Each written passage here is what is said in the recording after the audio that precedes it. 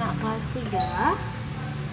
Nah, sekarang ibu mau menjelaskan untuk cara membaca jam, ya. Untuk cara membaca jam. Jadi, dalam jam itu ada dua jarum, jarum panjang dan jarum pendek. Nah, untuk jarum panjang itu menunjukkan menit, sedangkan yang jarum pendek itu menunjukkan jam. Nah, di sini sudah ibu berikan contoh, ya. Ada jam. Di sini kalau kita perhatikan, jarum pendeknya itu menuju ke angka 5 dan jarum panjangnya menuju ke angka 2. Jadi, perpindahan setiap angka ke angka yang lainnya itu 5, ya. Karena satu jam itu ada 60 menit, ya.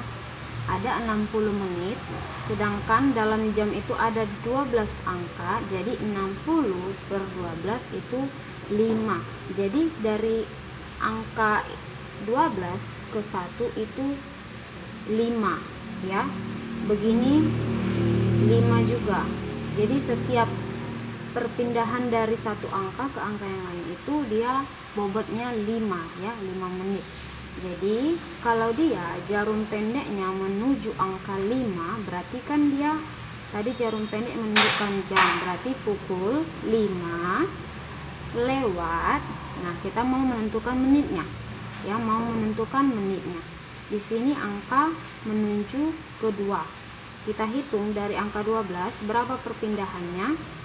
Kedua, 1, 2. Perpindahan 2 angka atau 2 langkah.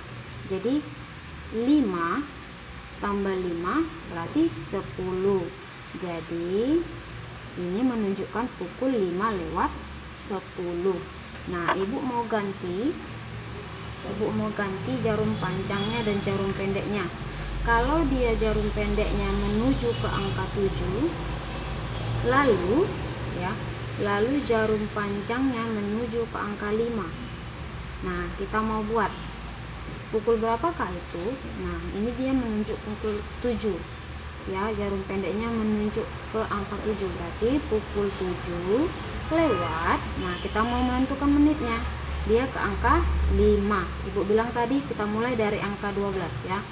5 tambah 5 10, tambah 5 15, tambah 5 20, tambah 5 jadi 25. Jadi menunjukkan pukul 7 lewat 25 menit.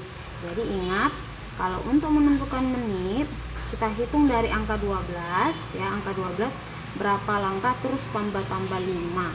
Atau cara gampangnya boleh di sini dia akan menunjuk ke angka 5, langsung saja kalikan 5. 5 kali 5 25. Begitu ya, Nak, ya.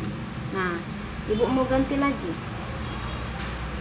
Jarum pendeknya menuju ke angka 4 dan jarum panjangnya menuju ke angka 11. Nah, kita mau menentukan, berarti ini pukul 4 lewat dari angka 12 menuju ke angka 11. Hitung 5 10 15 20 25 30 35 40 45 50 55. Jadi pukul 4 lewat 55 menit. Atau supaya gampang tadi ibu bilang dikali 5 langsung, ya. 11 kali 5 55. Oke, begitulah untuk cara menentukan jam berapa. Nah, di sini ibu berikan lagi contoh, ya.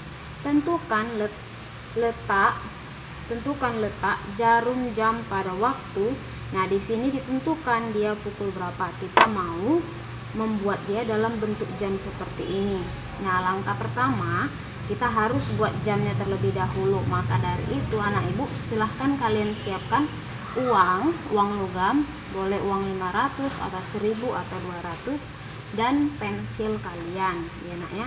Kenapa pensil? Supaya kalau ada salah bisa dihapus. Nah, langkah pertama kalian buat lingkaran. kalian buat lingkaran mengikuti uang logamnya. Oke, setelah itu kita mau membuat angka-angkanya ya. Angka-angkanya kita ibaratkan ini dia berbentuk salib ya, salib. Nah, kita buatlah di paling atas ini angka 12, angka 12, di bawah 6, di samping kanan 3, di samping kiri 9. Lalu kita isilah antara ini 12, 1, 2, 3, 4, 5, 6, 7, 8, 9, 10, 11. Lalu di tengah-tengah ini kita buat bulat. Nah, kita mau menentukan pukul 8:45. Nah, kalau yang di depan ini menunjukkan jam, berarti jarum pendeknya menuju angka 8. Kita buat dari sini jarum pendek ke angka 8 ya, pendek saja ya nak ya. Lalu 45. Nah, kalau 45 dia tadi ke angka berapa? Kalau 45 nak? 1 2 3 5, 10, 15, 20, 25, 30, 35, 40, 45. Berarti ke angka 9. Menuju ke angka 9. Nah, seperti inilah dia. Atau cara gampangnya tinggal kalian bagikan aja, 45 bagi 5. 45 bagi 5 9. Berarti jarum panjangnya menuju 9. Ya.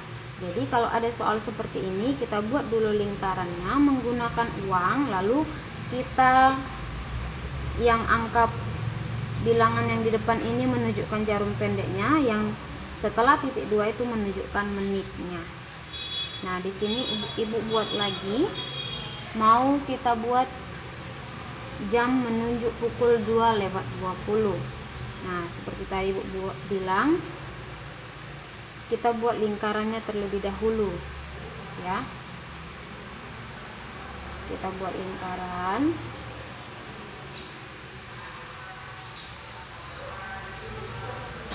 Oke, setelah itu kita buat garis bayangan salib atau tambah.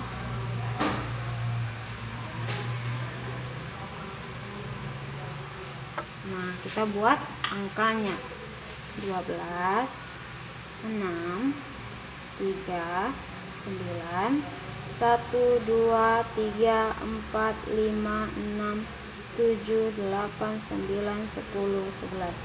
Di tengah-tengah kita buat titik besar. Nah, dia menunjukkan pukul 2, jarum panjangnya ke angka 2. Oke. Lalu 20 itu menunjuk jarum panjang kemana? 20 bagi 5 itu dapat 4. Berarti jarum panjangnya ke angka 4. Oke, seperti itulah kalau kita mau menentukan letak jarum jika waktunya sudah ditentukan.